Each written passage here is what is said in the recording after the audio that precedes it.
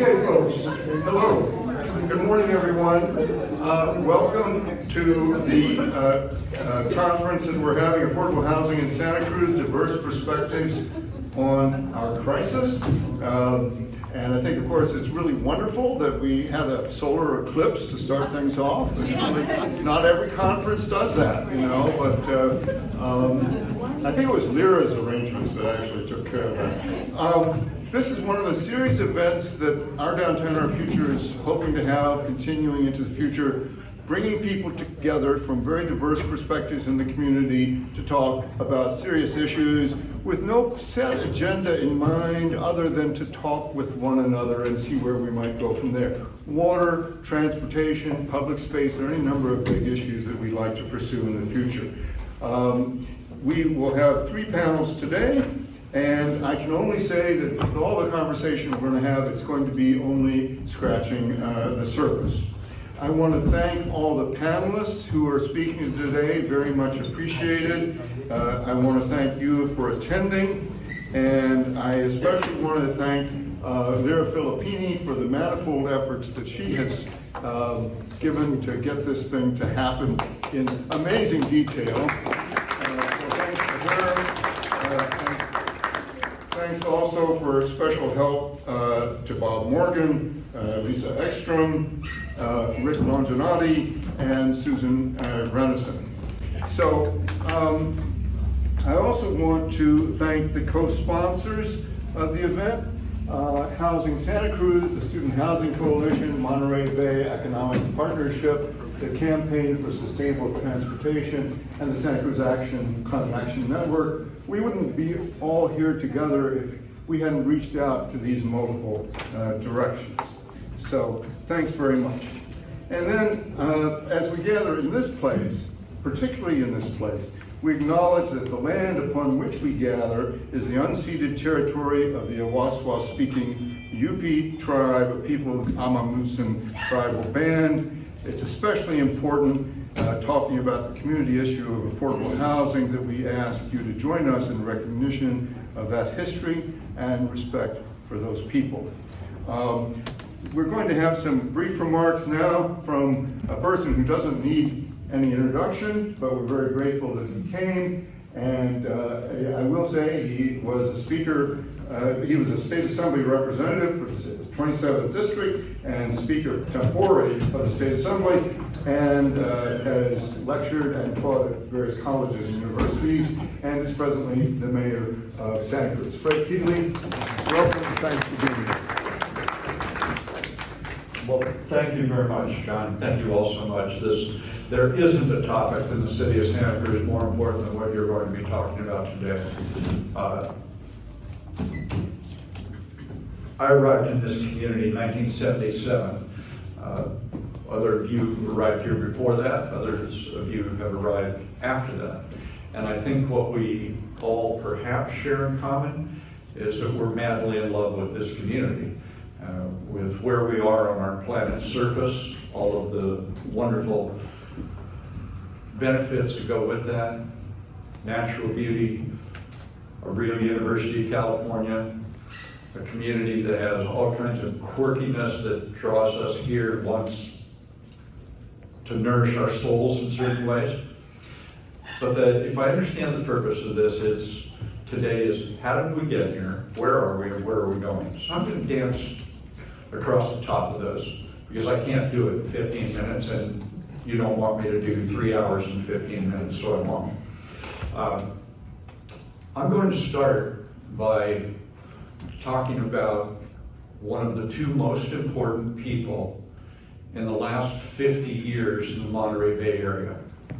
If you said you took all the elected officials in the Monterey Bay area and you looked back 50 years and you said, who are the most impactful 2 elected officials? You only had 2.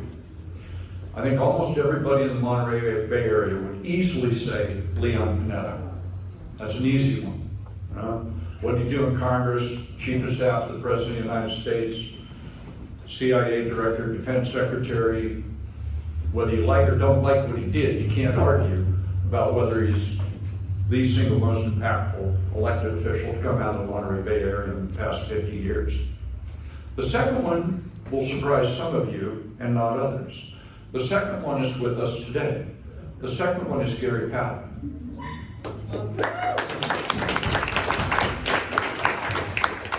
Gary almost always does what he just did when I say this, which is look down. And because I've said it to his face, and I say it publicly all the time. In the 1970s, when the challenge in our community was that we had a new University of California that the community thought was going to be one thing, and when it opens its doors, it became an entirely other thing. The city and fathers and mothers who begged the regents to locate the university here thought that what they were getting in 1959 was boys in leather sweaters and girls in bobby socks, and the worst thing that was going to happen, they might get a little tipsy at a frat party. By the time the first classroom opened, every public university and college campus in the United States was a hotbed of leftist activity. They were stunned. They even thought of selling the university to a Christian Bible school. It was literally an option on the table. They were terrified what was going to happen to our community. Simultaneous with that, as you're coming out of, think this, you're only 15, 18 years out of the Second World War, and the defense industry is pivoting to become the personal computer industry. And we live next door to the most powerful economic engine in the world. Those two things were going to change our community in ways that we would not recognize it. And Gary and others, Bruce Van Allen is in the room. We have some folks who were there at the time. Gary came up with Measure J, a way to say our county will not take more than its fair share of growth. The folks in city councils around our communities, but specifically in the city of Santa Cruz, the voters adopted a Greenbelt initiative so that around the city of Santa Cruz, that is the extent of the growth of the city of Santa Cruz outward. There was a proposal on the table at the time that there would be a nuclear power plant built at Davenport. There'd be a community of 30,000 homes to be constructed from our western edge, annexed all the way out to Davenport, and on and on and on. And Gary and his colleagues on the board at the time, and many people in the community said, that is not inevitable. That's a choice. We can do that, let it happen to us, or we can try to control our own destiny. And I would argue that for the better part of a quarter century, that was exactly the right thing to do. Gary led that, it was terrific, and we are what we are today. The parts that you love of Santa Cruz today, in large part, were due to the vision that Gary and others had in 1978 with Measure J. There's no piece of law, federal, state, or local, which is perfect, which addresses everything not only now, but into the future. Every conceivable possible outcome. There is no piece of legislation. So Measure J and the Greenbelt also had consequences to them, many of which we like, some of which we're wrestling with in this conference today. It did, to some extent, retard the development of housing. Not completely, but it had that effect. Mostly, I can't imagine standing here had there not been a Measure J and not been a Greenbelt, because we'd be having a very different conversation. It wouldn't be this community that we'd be talking about, some other community. We'd be pretty unhappy about it, is my guess. So I think that how did we get here? Where were we and how did we get here? Now we need to move into the what I think is the more contemporary world. For over 150 years, the agreement unspoken in the state of California was that local governments made land use decisions. And the state of California, by and large, stayed out of that. Certainly there's the California Environmental Quality Act, a state piece of legislation requiring all local governments, frankly state governments as well, that any building project needs to be reviewed in the context of the California Environmental Quality Act, absolutely critically important to have that. The Coastal Act. The voters in California adopted the Coastal Act. So it's not without any precedent at all, but by and large, California has been, up until quite recently, what is called a home rule state. And what that means is local governments make their own decisions about land use patterns through general plans and zoning and local coastal plans and so on. That belongs to the locals. What happened about 3-4 years ago takes me into more or less the present moment. The state of California, through the governor and the legislature, most of whom served in local government, interestingly enough, including the governor, before they went to Sacramento either as legislators or in the executive branch. They made a decision a few years ago that what was happening in California is not even near enough housing. And what that was resulting in, from their point of view, was essentially hollowing out a middle class.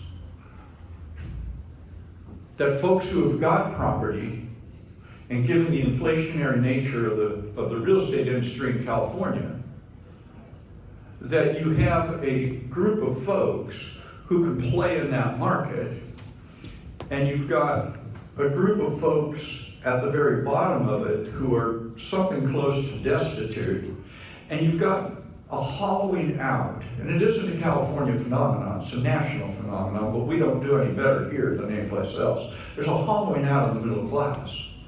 Now, when I say the next thing I'm going to do, people go, ooh. I want you to stay with the whole quote. I like something Joe Biden said. Ooh, okay. Joe Biden's pretty happy making this statement. He's made it for years. The middle class built America, and the unions built the middle class. I think there's a lot to that, awful lot to that. Try to apply that now. Does that resonate with anybody now? Yeah, we got strikes here and strikes there, and attempts to see if we can rebuild the middle class.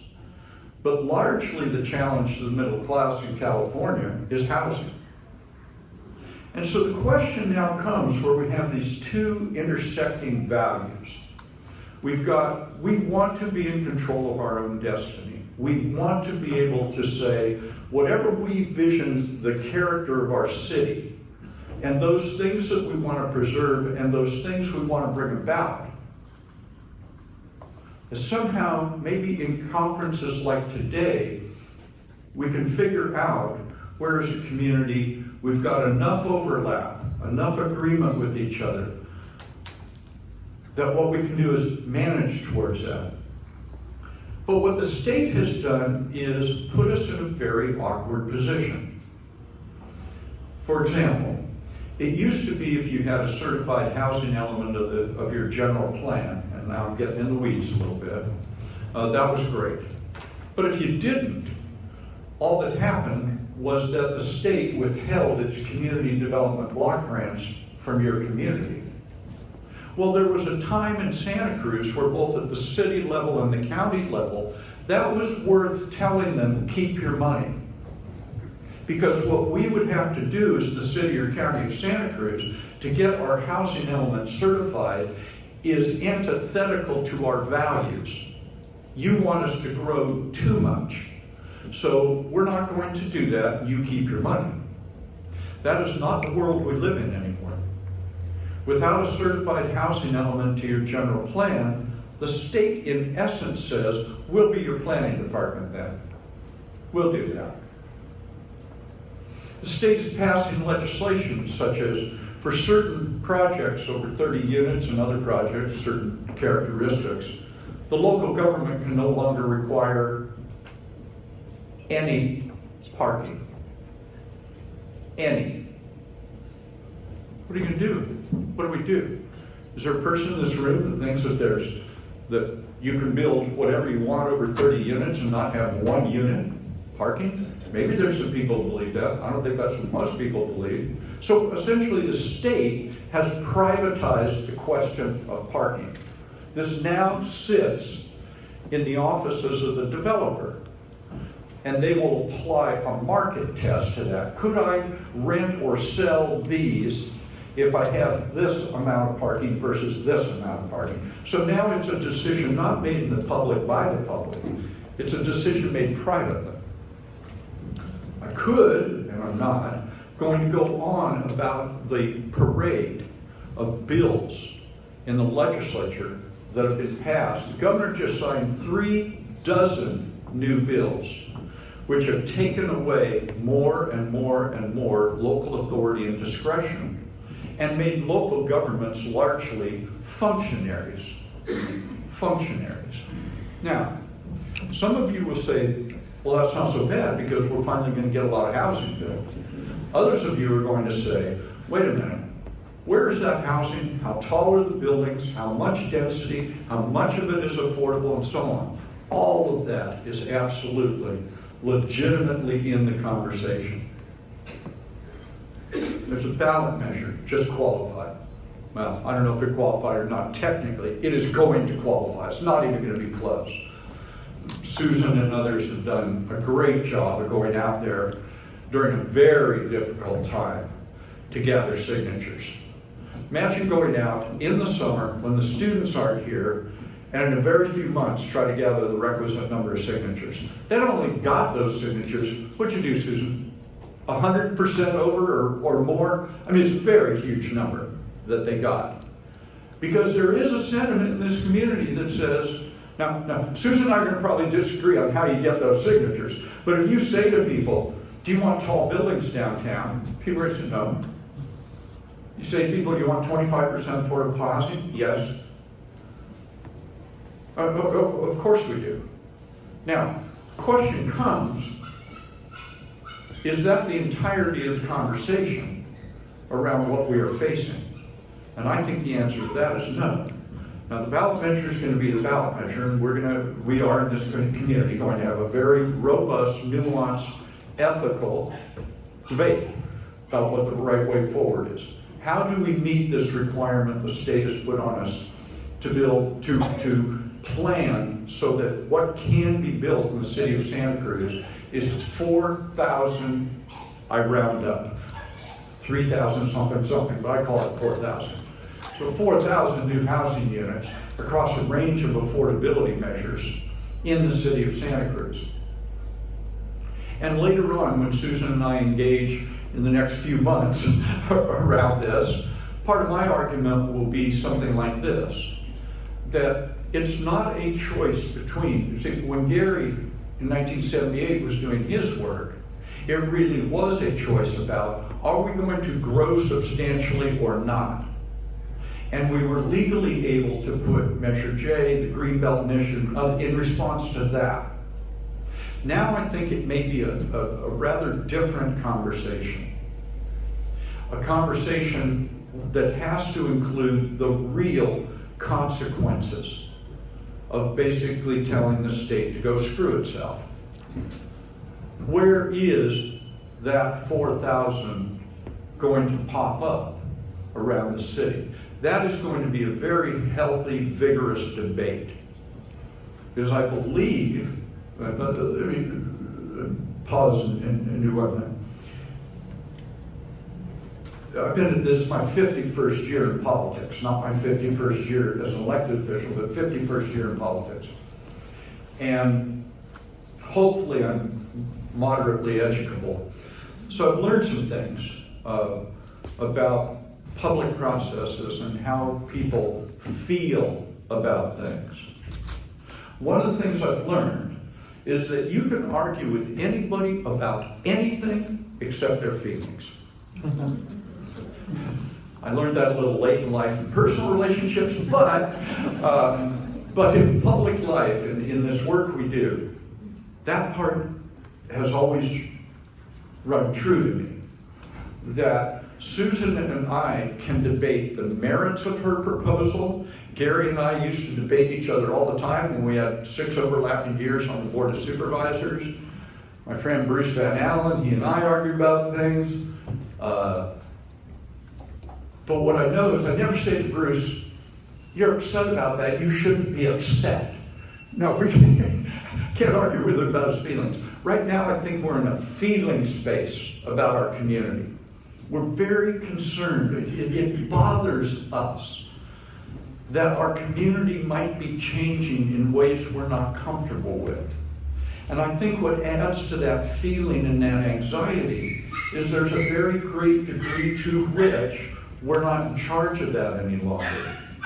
So the value I see in this conference and similar kinds of gatherings is within the reality, and I hope this conference does this.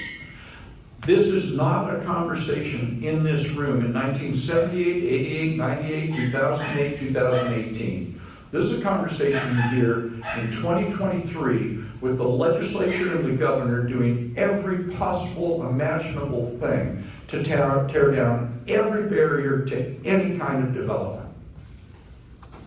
That is the context in which we are meeting today, in which you will continue to meet today.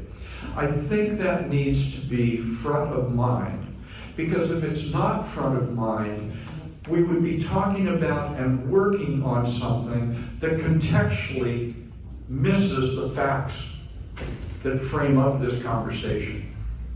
It is unprecedented the degree to which the state is driving our land use decisions, especially around housing.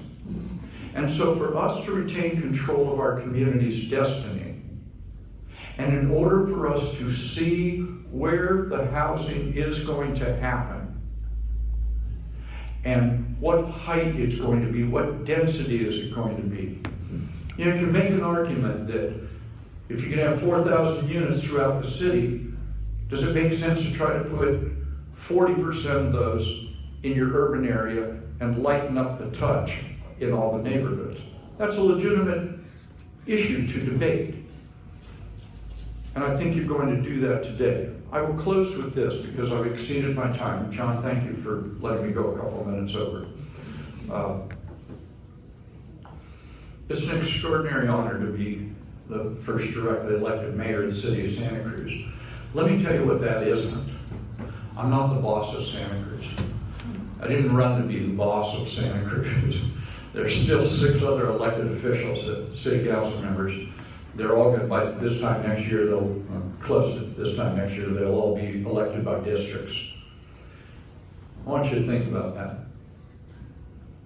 District council members making decisions on a district basis, not on a citywide basis.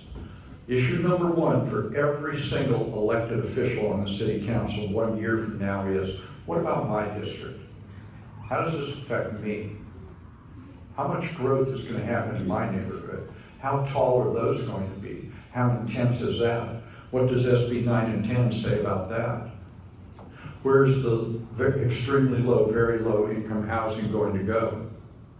I will guarantee you that it will be a completely different political dynamic in answering those questions than when everybody was elected at large. I've only served in a district world. When Gary and I were on board of supervisors, still the case. 5 districts. There's nobody elected at large in the county. It's 5 districts. State legislature, 80 members of the assembly, 40 members of the Senate, all districts. They're all supposed to be there thinking about California. What they're thinking about is their district in the context of any kind of bill that comes along. So we are not only in a time of profound change with regard to who's in charge and how we can maneuver through that, we are in a transitionary period in the city of Santa Cruz as to our governance structure, which is going to change what is front of mind for council members. What's going to be front of mind is their district. That's what's front of mind. So as you engage in the rest of the day, I encourage you to keep the reality of the moment we're in and both the opportunities and the constraints imposed by law in this different world than we were in 10, 15, 20, 30, 40, 50 years ago in terms of trying to have public policy which helped us determine our own destiny. I'm going to close where I started. Thank you for having me here this morning. I always want to thank my buddy Gary, who I really do believe is one of the two most important public officials in the last half century in the Monterey Bay area, and his good thinking and guidance has always been helpful to me and helpful to this community. Thank you all very much. God bless you. Thank you so much, Fred, for that wide-ranging and I think very detailed discussion that introduces us to the kinds of issues that we're going to talk about today. We're going to have three panels. The first panel is how did we get here?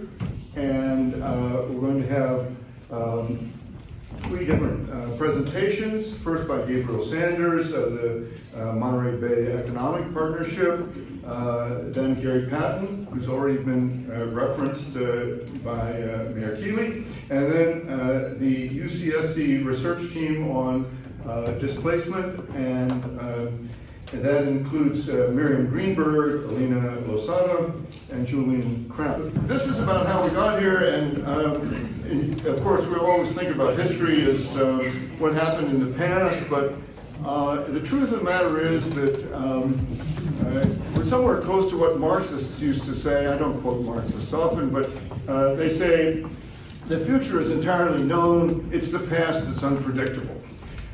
And I don't know about the future being entirely known, but certainly the past is unpredictable because we're going to find out today that there are a lot of differences of opinion about how we got here. So first, Gabriel Sanders, and he grew up in Sonoma and received his master's in public administration from the Middlebury Institute of International Studies. He returned to Sonoma County to manage a successful Board of Supervisors campaign, and early in the COVID pandemic, he worked with community-based organizations in Sonoma County to administer the CARES Act funding to low-income community members in need of gap income and emergency services. Gabriel has worked as an analyst at the California Department of Housing and Community Development. Most recently, he served as deputy director for a land use advocacy nonprofit advocating for innovative affordable housing policy and building collaborative relationships with policymakers across the Monterey Bay. I was working for Landwatch until earlier this year, and I started working at the Monterey Bay Economic Partnership in March. It's been a rip-roaring time since then. We're all going through some really interesting changes, as the mayor indicated. And again, yes, there are differences in perspective about how we got here. So what you're going to see here is a presentation that I based on a really interesting story I found on Bloomberg. Provides really good context, and I hope I enriched it with some useful information. So, Benjamin Schneider is the author of the article. I want to make sure I give credit where credit's due, so I'm going to do my best to frame it. We arrived here because California was the land of opportunity starting in the 19th century for a lot of people. And full disclosure, I didn't grow up in Santa Cruz, so I grew up in Sonoma County. Not dissimilar in terms of composition and income levels and a lot of the professions you find here. Natural beauty is one of the main draws. It's a little further inland than parts of Santa Cruz, but I think there are things in common. So what you see here, the familiar pattern. We're going to get into more technical aspects as we get into the presentation. But Santa Cruz is one of those areas that is more the big city now. I know it doesn't feel like it, but it's all relative. Keep that in mind as we go through this. It's all relative. All right, the story starts in the 1950s. We could go back further, but the freeway revolt, as they called it in San Francisco, kind of started laying the groundwork for what we now see as a very strong local control advocacy regime. And there are very good reasons for it, and I'm sure you all in this room understand what local control means for you. It's your community. But I think it's really important. The revolts marked the beginning of the state's anti-growth movement, which challenged the long-standing growth for growth's sake philosophy. Again, land of opportunity. All right, we are one of those desirable regions, coastal California. I'm down in Monterey most of the time, but there's a lot in common between Monterey and Santa Cruz. I hate to say it's part of the problem, but beauty is part of the problem. There's a reason why people live here. And as we grow, I mean, I couldn't tell you the exact population growth that's taken place since 1950 and now, but let's just say it's been exponential. Can you fit the same number of people in the same amount of geographical space? The answer generally is no, unless you start building up. So, preserving physical and demographic character, neighborhood character. These phrases have become associated with probably one side more than the other in terms of how housing policy is determined and debated in our communities. And I think it's really important to acknowledge that that is part of how we got here. Preserving physical and demographic character means delivering these home values and sort of moral values to some extent, and let's be honest, demographic values that were easy to preserve in the social environments that existed between 1950 and, well, they still exist now. More technically, the pink areas you see on that map represent the 93% of residential zoning that is zoned for single-family homes and nothing else. This map was created in June of this year. We're looking at what is the central coast, effectively, moving somewhat inland. But the pink is clearly the most prominent color there, and percentage-wise, it speaks for itself. So activism is one thing, but the zoning is another. California Environmental Quality Act, our favorite acronym these days, CEQA, really empowered local advocates to keep things the way they are.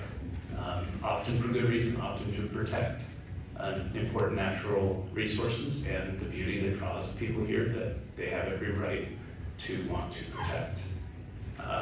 However, there are good versions of housing that can be created in infill, existing urban areas that were stopped, have been stopped many times using CEQA. And it's not just that some things have been residentially zoned for single-family homes, but that they were in fact down-zoned over the last 40 years to make sure that growth was limited. This Venn diagram actually blew my mind a little bit yesterday when I found it. Ignore the slightly off-center does not exist, but it's funny what gets lost in downloads. Prop 13. There might be people in this room benefiting from it right now. And again, a lot of things that were created in the 1970s that affect us now had all the best intentions. It was meant to help people stay in their homes, help them grow wealth for their families, for their kids. There might even be people right now living in a home that they inherited from a parent or a relative. But it's important to keep in mind what the effects of that have been. Without higher property taxes, cities turn to other methods to fund their municipal programs. And that includes fire, that includes police, that includes schools, that includes all the things that make your community safe and able to continue creating responsible citizens. Keeps them in the area. It makes them feel like they actually have a safe place to live. So please keep in mind this Venn diagram here. If you want stable services, you need to pay for them. And sometimes that will require more density if you want low taxes. If you want low taxes and you want low density, you might have to suffer some cuts to your services, to your education. Up in Monterey, well, I guess down in Monterey from here, 20% of teachers leave the area every year, the Monterey Peninsula Unified School District, because they can't afford to stay. And the school is considering putting a housing bond on the ballot next year. They failed a few years ago, but they think they've got the political will now. There's a reason why it's necessary, and I know the city of Santa Cruz is considering something similar, and there's a good reason for it. Money has to come from somewhere to keep your city running. And you also have to keep your workforce housed, not just teachers, not just public servants, but folks who pour your coffee every morning, who turn over beds in the hotels, who take care of your kids while you're off working. And of course, in 2008, we saw a lot of things come to a head, and the emergence over time of a tech industry in the Bay Area, especially South San Francisco Bay Area. And here we're going to see some numbers which will help make sense of how Santa Cruz became what it is today. It's really important to keep in mind the income levels of the people who come in and go out. It's very similar in Monterey. I could show you very similar infographics there. More people with high incomes leave Santa Cruz to go to work on a daily basis. This is 2020 data, but you can bet it hasn't changed a whole lot. More people leave for high wage jobs than come in or live here and do that work here. This is the total number of people who commute in or out or stay within the county of Santa Cruz. 43,000 live here that are employed elsewhere. 28,000 live outside and work here. That's commuting into your county. And just under 40,000 actually do live and work here. But this is the crux of it. Many more low-wage workers live in or commute into Santa Cruz than commute out by more than a 2-to-1 ratio. That low wage is less than $1,250 a month. How many people can live off that here? It's a rhetorical question. Many more high wage workers commute out. See that number there, 26,839. These are broadly tech workers, people generating goods and services, generating a lot of money, and taking home a lot. Of course, 3,333 is on the low end. This infographic only encompasses the floor of what those people are earning, but it's the best we can do with this very useful tool from the US Census. What this reflects is a dynamic that's been growing over the last 15 to 20 years as the tech industry has been growing. This place has become not a bedroom community, but a really desirable place to live for people who are willing to make the commute. The same is true of Monterey County. The same is true of the Peninsula. The same is true in San Benito County. Monterey Bay Economic Partnership works across Monterey, San Benito, and Santa Cruz counties, partially because of the geographic proximity, partially because the challenges, though they do vary by county, by city, by neighborhood, we're all facing similar dynamics. Even cities like Soledad and Gonzales down in Monterey County, King City, Greenfield, people are willing to make those hour or 2-hour long commutes if it means that they can earn hundreds of thousands of dollars a year. So what you end up with is a market that reflects that demand and the willingness to pay.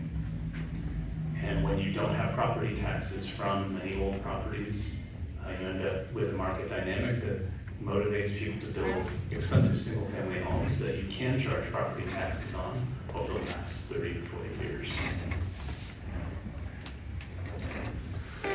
All right, we're arriving at the present day, and I'm really glad that there are people from, well, at least related to the movement to pick up this mantle. I updated this slide with more names, but I think it's really important to acknowledge that how we arrived here today, 2023, doesn't just involve the complications, the challenges of the last 40, 50 years. It also involves some really inspiring movement and leadership from folks who want to make it easier for people to live in the communities where they work and enrich the economy.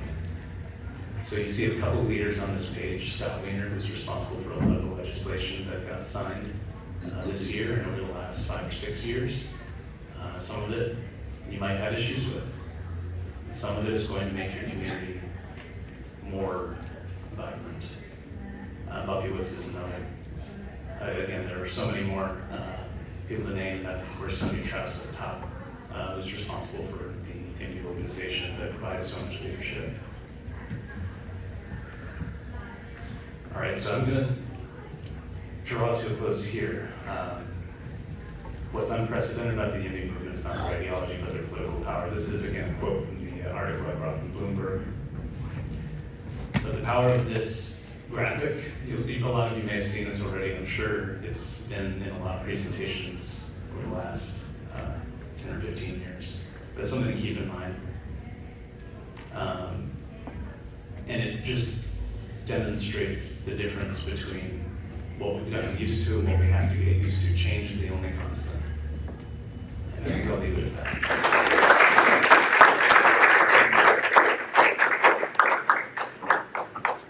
Okay, our next speaker is Gary Patton, who is a former county supervisor for Santa Cruz, and as Mayor Keeley has already suggested, has been instrumental in political movements that have had land preservation and keeping the kind of public space that we enjoy today. So a warm welcome to Gary Patton.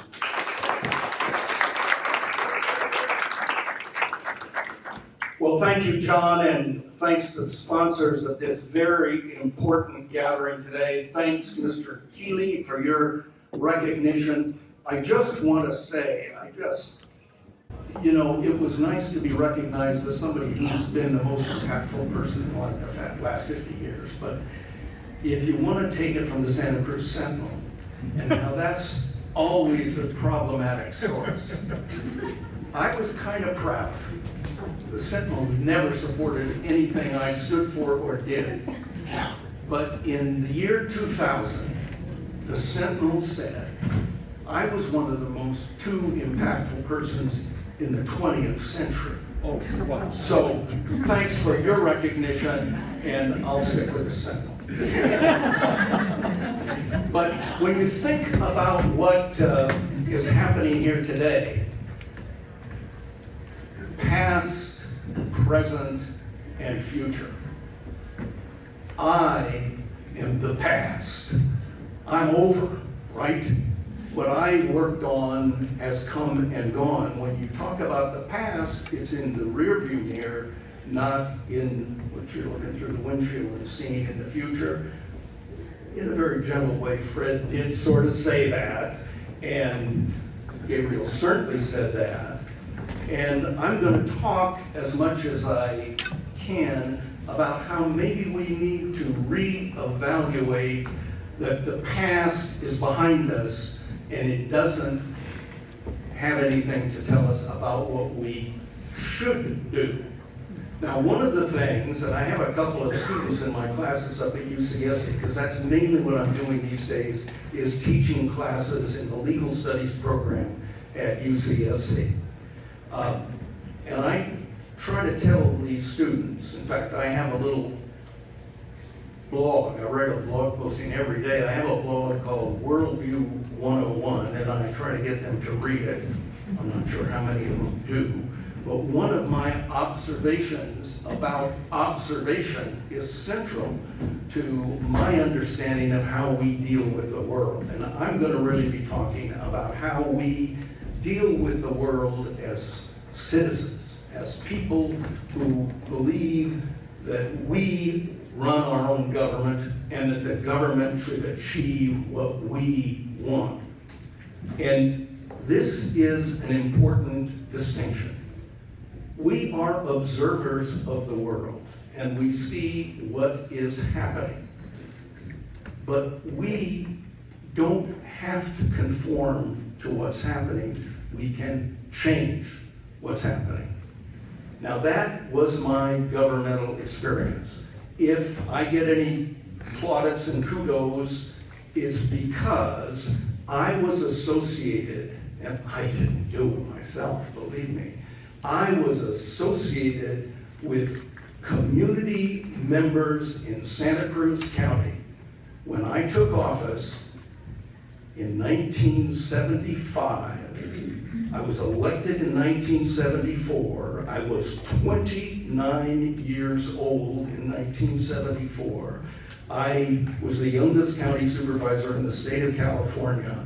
Santa Cruz County was the smallest, and it still is, the smallest county in the state of California.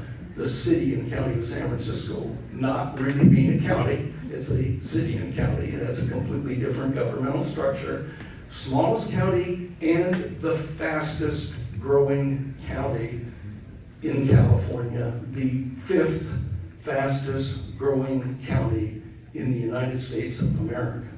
And the impacts that were occurring in Santa Cruz County, the smallest county in the state, were horrendous.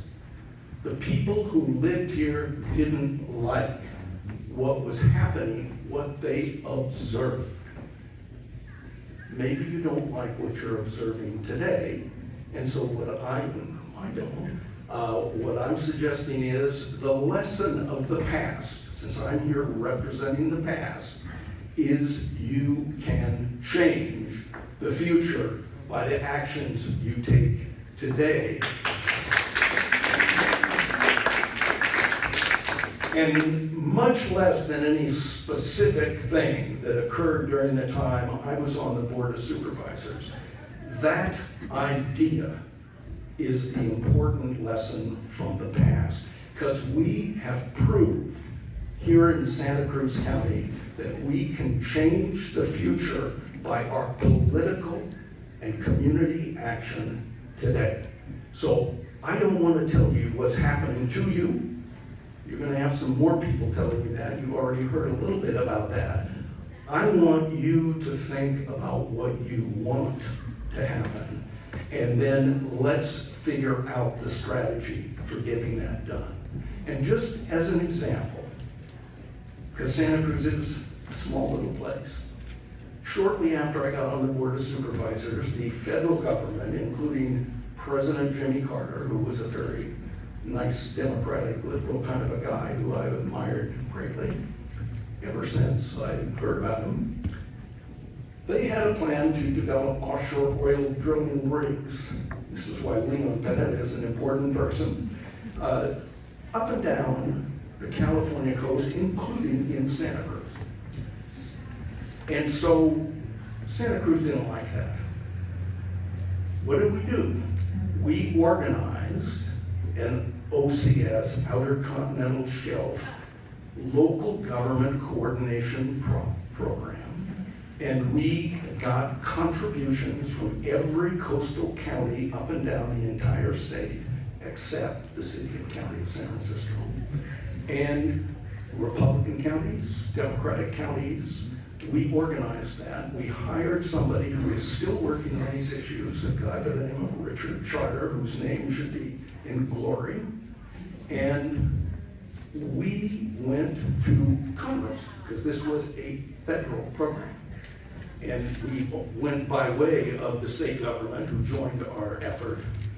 And we got Congress for 20 years to stop any new offshore oil development in an area where it didn't already exist, including Santa Cruz, including the Monterey Bay, which became a sanctuary. We're talking about a new sanctuary down off San Luis Obispo County.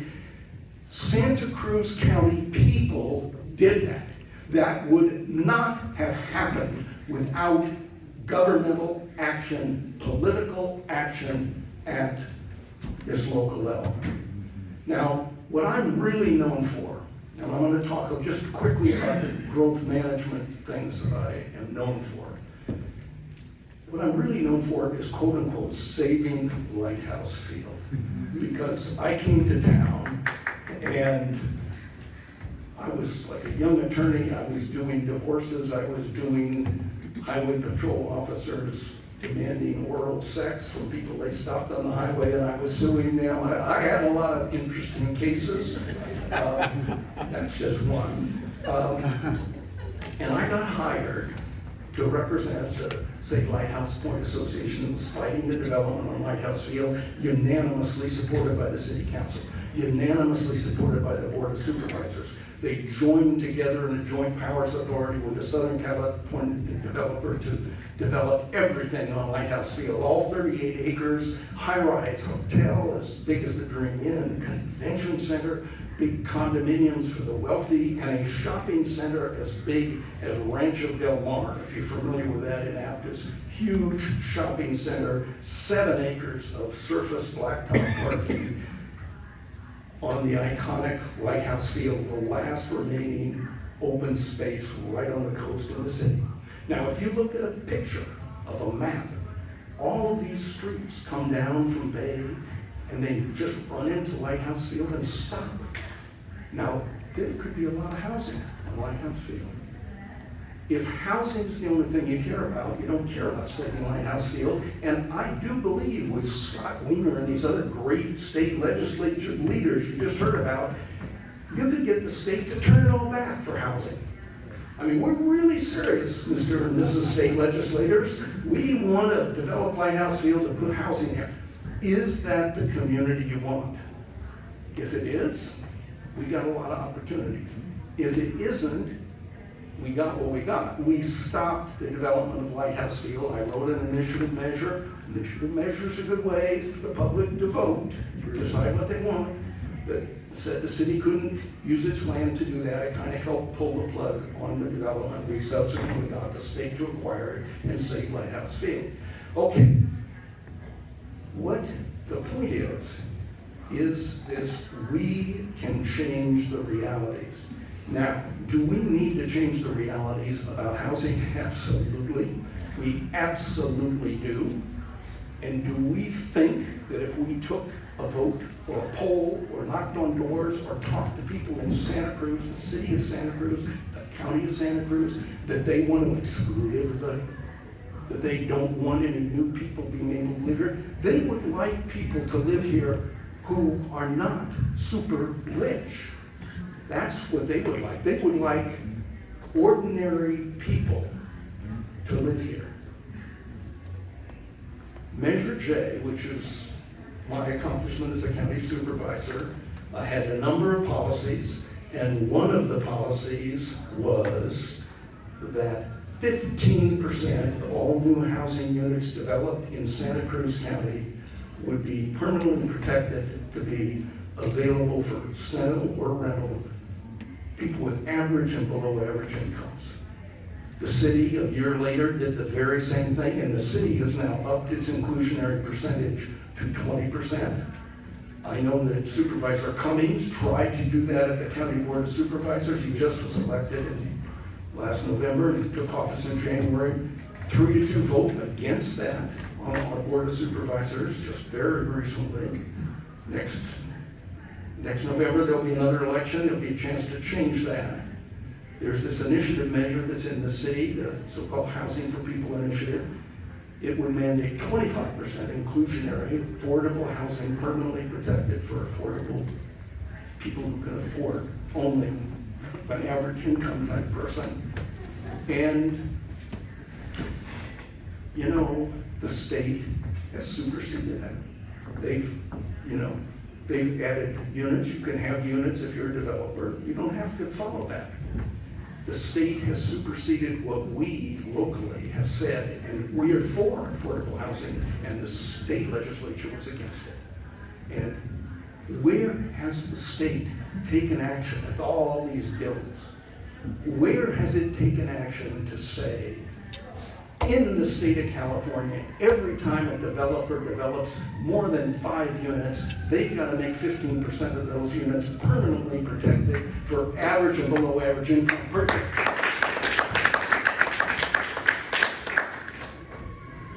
They haven't done that. And in fact, I hate to say this, Fred knows this guy too, Henry Mello. Local guy, had been on the Board of Supervisors. He left just as I was getting on. He went to the state legislature, assembly, and the Senate. He got the state to eliminate in the coastal zone a provision in the Coastal Act that required inclusionary housing that would have dealt with one of Gabriel's problems. He led the fight to get rid of that. Well, let me just tell you, instead of trying to say that local governments shouldn't be making decisions about these issues, let's get the state legislature to start saying, you know, housing is a basic human right.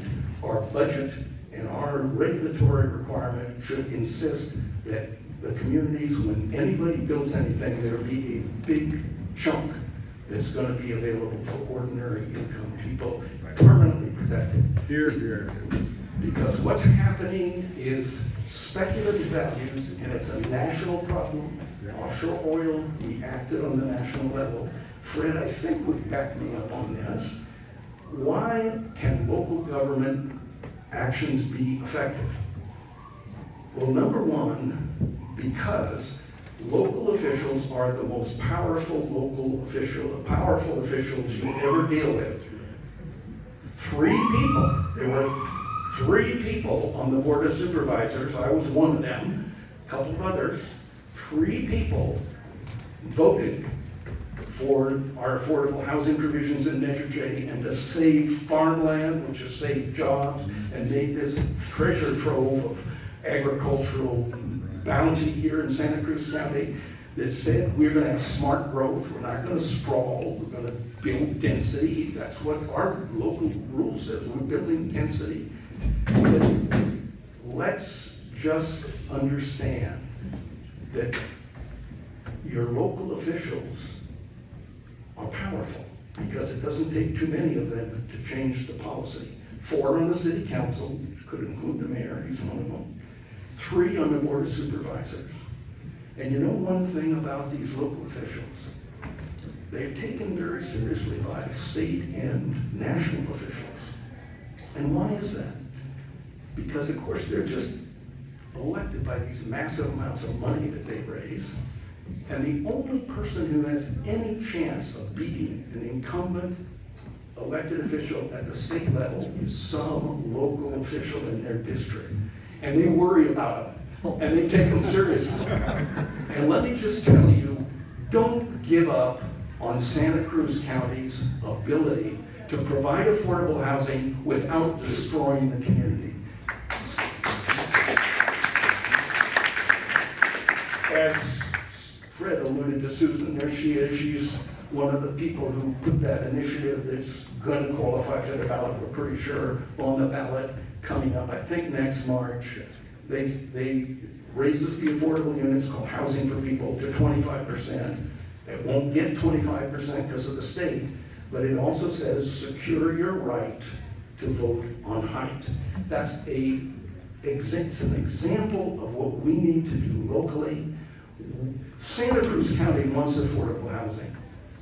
Let's secure our vote. Let's change the way the state legislature is treating us now, and I think it's a long and difficult problem to do it, but it can be done, and it needs to be done if we want to have the kind of community that we believe is the best, that meets the needs of people. And so I think that is my basic message, except perhaps, since I am now teaching at UCSC, and there are a couple of students I happen to know in the room today, let's just realize that the University of California, Santa Cruz is a huge driver. The rich people from Silicon Valley that have the $100,000 that Gabriel mentioned, who want to live here and who can buy out other people. You know, Santa Cruz County is the low-cost option for housing. If you look, and I just got this the other day, a housing inventory report from one of the realty companies in Santa Cruz. In Santa Cruz County, the average sales price in the last quarter for a single-family home was $1.1 million. This is the kind of home that sold for $25,000 when I came to town in 1971. That's 1.1 in Santa Cruz. It's 1.8 in Santa Clara. It's 1.9 in San Mateo, and it's the same in Monterey. So we're the low-cost option if we do not want to be nothing but wealthy people from Silicon Valley driving the poor people out as they buy up the homes. You look at the new downtown expansion, and Fred is sort of partial to this, but you look at some of those apartments, the people who live there are not wealthy people. And when the new developments go in, the people who are living there now, who are the ordinary income people who make this community what it is, will be displaced. And they will be commuting, or they will be moving to Missouri. They are not gonna be here. And so we need to have a community that meets the needs of this community, not the development community. Thank you.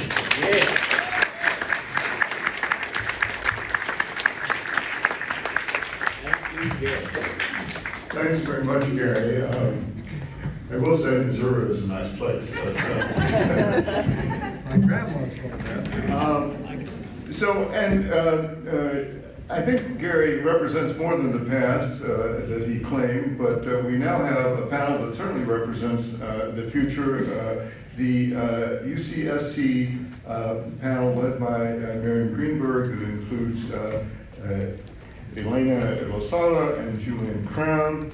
Miriam is a professor of sociology at UCSC. Her books include Branding New York, How a City in Crisis Was Sold to the World, and The City is the Factory, New Solidarities and Spatial Tactics in an Urban Age. She is a former member of the Planning Commission for the City of Santa Cruz, and she's well known here for her engaged public-facing research projects, such as the one that we're going to talk about today.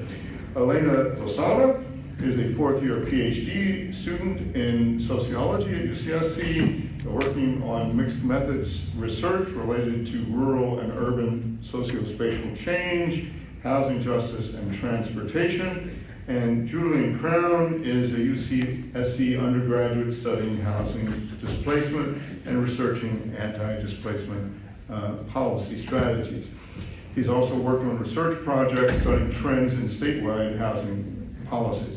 So I think they're going to get to some of the nitty-gritty that's already been alluded to, and without further ado, thanks very much for being here and presenting.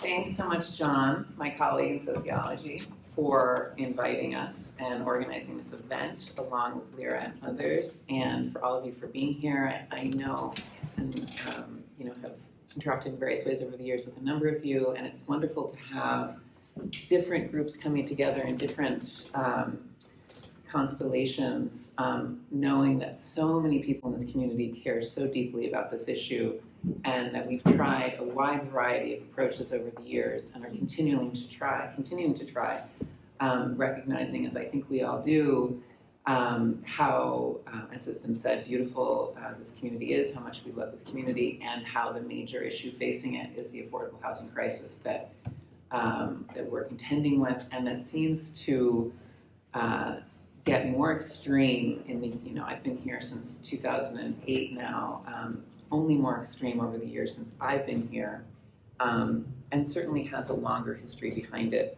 as well. And so coming together and figuring out new approaches to this is what we're trying to do. I'm going to speak pretty briefly to give time to these two wonderful students of ours and researchers, Elena and Julian.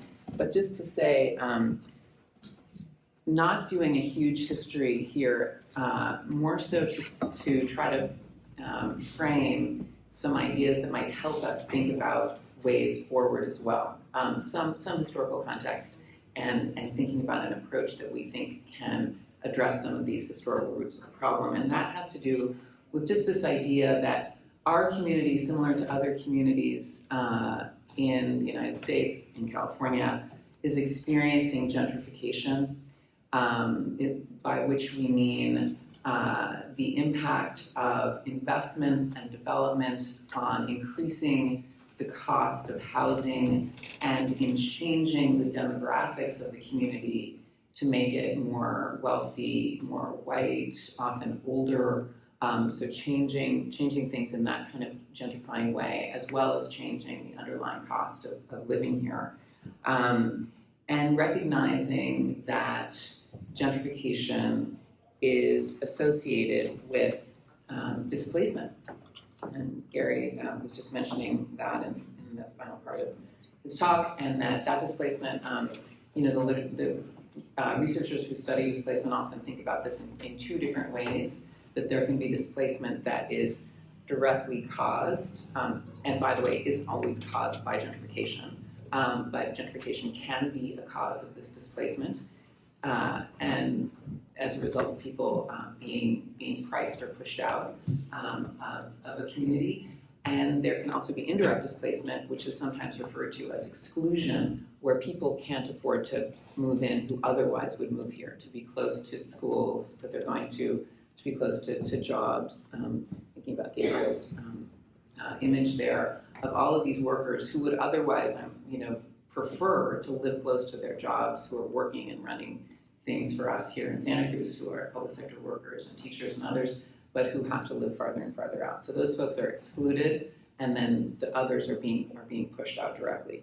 And we just want to, note, and so we're working now in our department on this project, trying to understand the roots of displacement, and also how do we analyze where it's occurring within our region, recognizing that it has race, class, and segregating effects.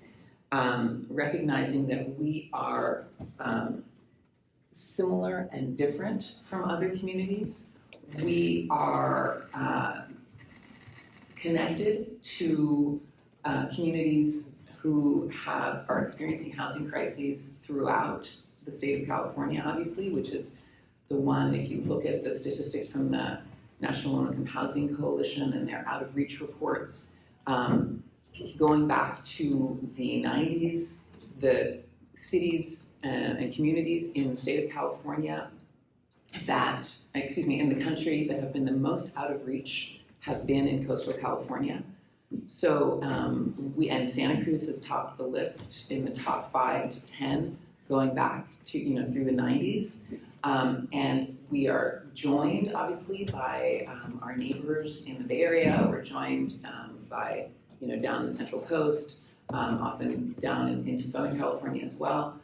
So we're not, alone here. And at the same time, there are things that are distinctive about our situation, as is true for all places. The image was shown of the issue of single-family home zoning, and I believe that's produced by the Othering and Belonging Institute at UC Berkeley, and they're doing a study statewide of zoning, and it so happens that our 93%, so far as the research they've done thus far, is the worst in the state of California, unfortunately. The next after that is 85%. So we are similar to other communities in the state. We're also more extreme in a number of ways. Similarly, when it comes to other approaches to addressing affordable housing, whether it's producing new affordable housing and rates of production of new affordable housing, whether it's preservation of already existing housing, whether it's protection of tenants, and the existence of policies that would protect tenants who are most at risk of displacement, we don't measure so well, and that's actually something that we're trying to also study, as we'll be talking about in a moment. So understanding the similarities that we have, and also the distinctiveness. Another distinctiveness, of course, is the size, as was pointed out. We are a small community that is enormously impacted by the behemoth over the hill in terms of Silicon Valley. And so, understanding the distinctiveness of our spatial situation and our market situation is also something we're concerned about. Finally, I would just say that that one thing that we hope to do, and that we also see and take inspiration from other communities in terms of, is studying displacement in all of its forms, and keeping it in mind and using it as a metric when we're considering new development and new policies. And in that regard, there are other cities around the state and the country that have anti-displacement policies and plans and frameworks that they use regularly in thinking about how they're going to plan for the future. And we are really interested in trying to think collectively about how we could do that for our community here, learning from others, recognizing our relationship to others and to our region, while also attending to the specificities, the particularities of our community, to try to really turn the tide and think differently moving forward about development without displacement, affordability that really reaches the majority of those who need to live and work here in this community. And with that, I think I'm going to turn it over to Elena. Oh yeah, and we can switch places. Who is helping us think about this in terms of mapping and displacement risk and how we understand where risk for displacement exists in our community, and a little bit of the background driving this, and the displacement as well, the kind of transformation demographically, as well as where the displacement risk occurs and how we might use that type of approach to think more carefully about development, and then to Julian to help us think about policy approaches. Thank you.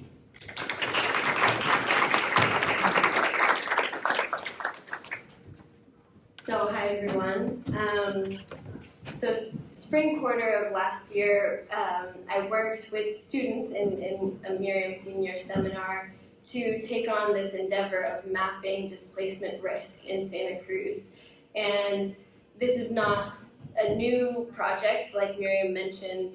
Cities across the United States are mapping displacement risk and incorporating the results in their planning processes. And there's an established literature on methodologies for mapping displacement risk. For example, on the left-hand side, a recent article looked at different methodologies from different cities mapping displacement risk, and clearly there's not a cookie-cutter approach to doing this. So many of the historical and contextual factors that have been discussed already are really important for considering which variables to include and how to create an index of displacement risk. But as you can see, this is the city of Boston and 4 different approaches that were taken to mapping displacement risk. One from Portland, Philadelphia, used in Seattle and Los Angeles. So we analyzed this, and ultimately we looked at the Portland approach as most appropriate for Santa Cruz. And also then on the right-hand side, you can see the Urban Displacement Project out of UC Berkeley has mapped displacement risk in the Greater Bay Area. But because they use census tracts, which is quite a large unit of analysis, it's quite coarse. The results for Santa Cruz are quite coarse, and there's not a lot of differentiation there. And so considering Santa Cruz as a small city, it's about 1/10 of the population of Portland, which is the smallest of the cities talked about so far. We looked to census block groups as our unit of analysis. That's about 250 to 550 housing units per census block group. We could call it a neighborhood, perhaps.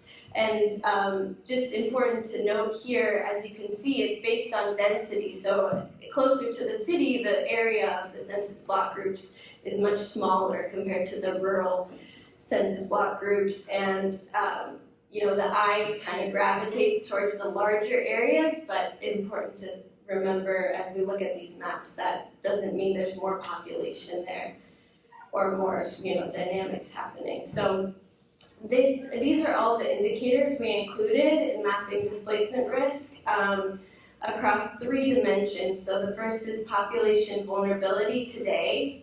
We used 2020 data from the American Community Survey and looked at these 8 different indicators of vulnerable populations across race, education, poverty, food stamps, etc., and language ability, things like that.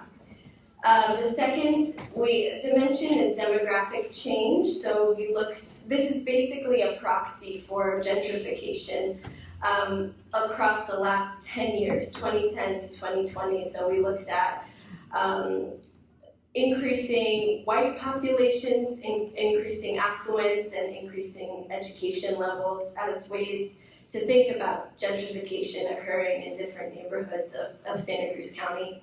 And then the third, of course, is the housing market. So we considered both the current value of housing, the current median home values, in each neighborhood, as well as the appreciation over the last 10 years.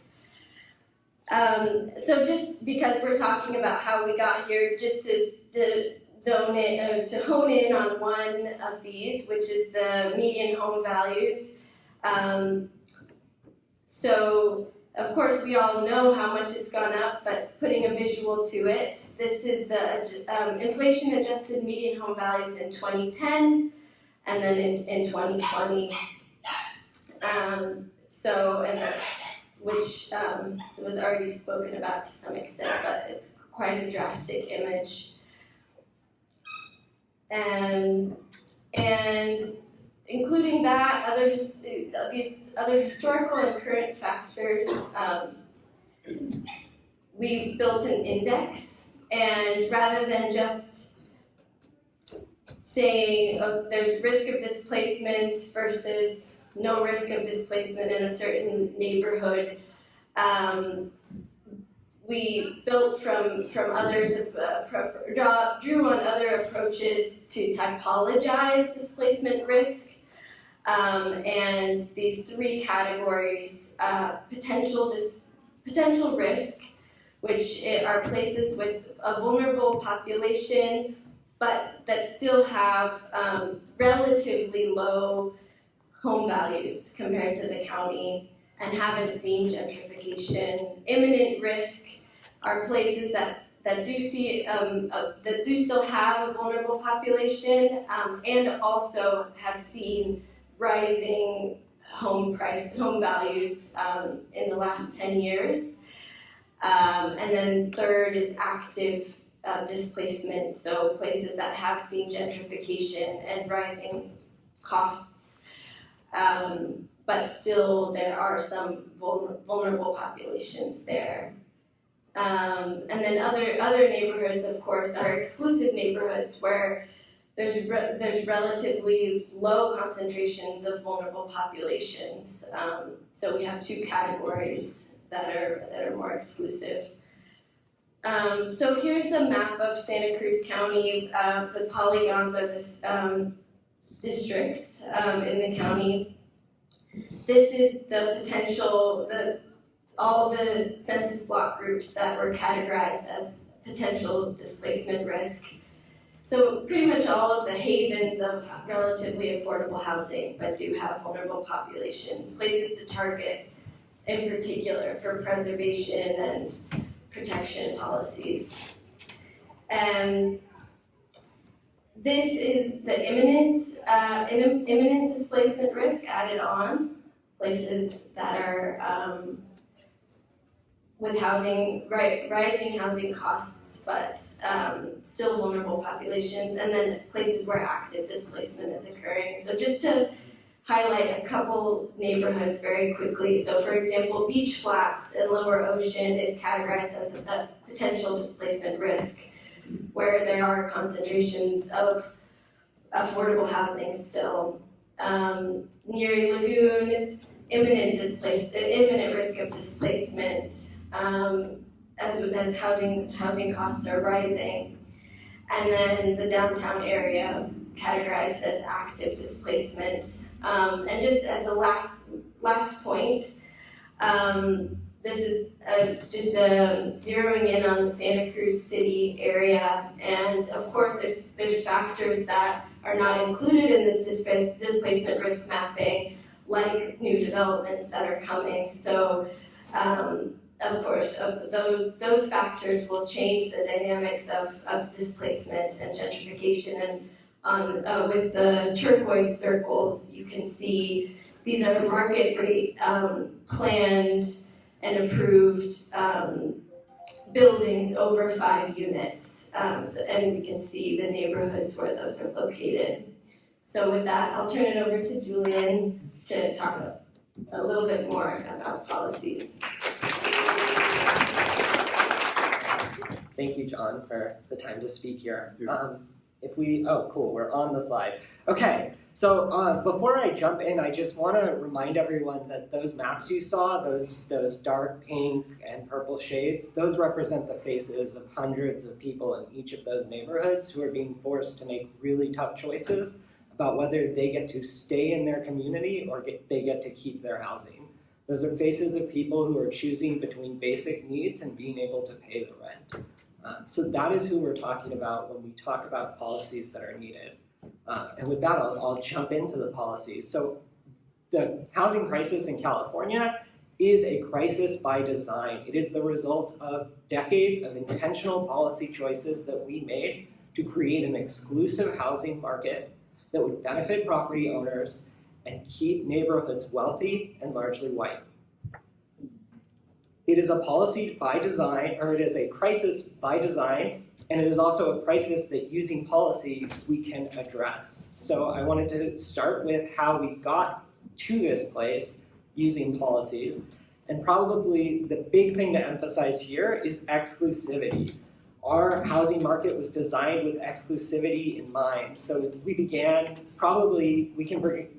begin, with probably the most prominent example of exclusivity, which is single-family zoning. This is, in essence, cordoning off large chunks of a city where the only housing that can be built is designed to be more expensive and to be unavailable to most renters. This began in 1916 in Berkeley, California, as a very intentional effort to make sure that it started with a developer wanting to make sure that the surrounding subdivisions would also be primarily white. And so he got the city to pass our very first single-family zoning ordinance.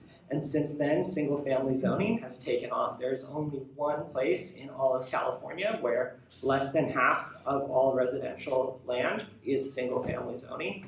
And as you saw earlier from Gabriel, 93% of Santa Cruz's residential land is designed for is exclusively for single-family homes. So that is exclusion by design. It is the result of policy choices that we made. Today, the result of continuing that is to continue the economic and racial segregation that it created. And to address that, we really need to start thinking about how we can address zoning. And the other thing to think about is that it's not just single-family zoning, but it's exclusionary zoning broadly. There are lots of ways we can make it hard for things to be affordable. The three most prominent examples of exclusionary zoning policies outside of single-family zoning are height restrictions, minimum lot size, and parking restrictions, or parking requirements rather. So the next factor that I want to talk about here, we can say here, is government neglect. So that's the other policy choice that was made. The government chose to disinvest from providing affordable housing.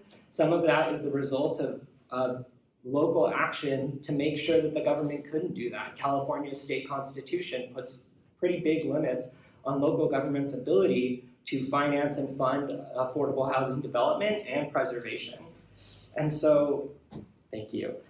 And so that kind of gets us to this place where we don't have enough affordable housing, and then we have the problem of a lack of displacement-conscious development. So we often hear about, we need to build more housing, but it's not sufficient just to build more housing. We need to build and develop that housing with affordability in mind.